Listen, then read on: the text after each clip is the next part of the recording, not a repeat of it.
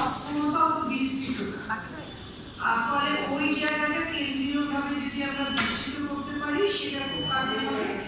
আর প্রকল্পগুলোর মধ্যে আমি যদি প্রথম থেকে লক্ষ্য রাখি যে আমার বেনিফিশিয়ারি কারা, কিভাবে আমি প্রাসঙ্গিক বরাদ্দ করছি, প্রাসঙ্গিক কার্যক্রম আছি এবং আমি বিভাজিত তথ্যগুলো তুলতে পারি, তাহলে আমার বাস্তবায়ন যোগ্যতা অনেক বেড়ে যাবে।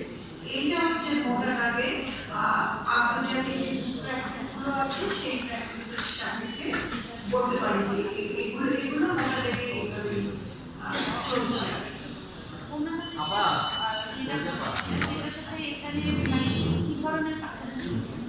আপনি বাস্তবায়নের ক্ষেত্রে বলছেন, ফর্মুলেশনের ক্ষেত্রে কাছাকাছি। বাস্তবায়নের ক্ষেত্রে আমরা নিরীক্ষায় এবং ইমপ্যাক্ট অ্যানালাইসিসে আমরা অনেক পিছিয়ে আছি।